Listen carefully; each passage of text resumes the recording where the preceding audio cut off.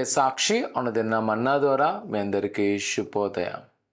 నేటి యొక్క వాగ్దానము కీర్తన 103 సంకీర్తన 2 నా ప్రాణమా యెహోవా చేసిన ఉపకారములో దేనిని మరువకుము. ప్రియ కుమార్తె భక్తుడైన దావీదు గారి జీవితంలో ఆయన అనుకున్న ఒక మాట, నా ప్రాణమా యెహోవా చేసిన మేలు మరువక. ఆయన జీవితంలో మనం చూసినట్లయితే అనేకమైన ఇబ్బందికరమైన పరిస్థితులు ఉన్నాయి. అయినప్పటికీ ఆయన చెప్పగల మాట, ఆయన చేసిన మేలు మరొక.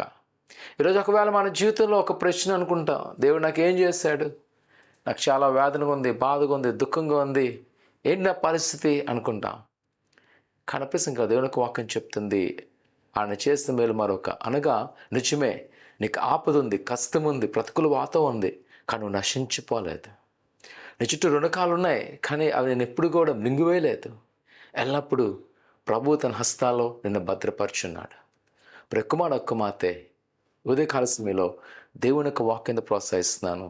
ఆయన చేసిన కృపను జ్ఞాపకం చేసుకో. నీ జీవితంలో ఆయన చేసిన ప్రతి మేలు జ్ఞాపకం చేసుకో.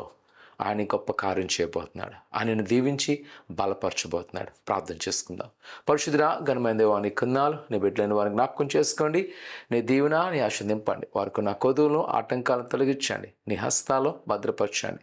నీ సన్నిధిలో ఏదైతే అడుగుతున్నావో నెరవేరుస్తూ ప్రభావ నిన్ను స్తుతిస్తున్న వారిని మీరు గణపరచండి, మాయపరచండి, బలపరిచి వారికి ఉన్న బంధకాల ఆటంకాలు యేసు నామమున విడుదల చేసి ఇద్దరు ఏవైతే తలపెడుతున్నారో వాటిని నెరవేర్చమని యేసు నామమున అడుగుతున్నాం తండ్రి. ఆమేన్. ఆయన నమ్మకించండి. దేవుని పట్ల గొప్ప కార్యం చేయను గాక. ఆమేన్.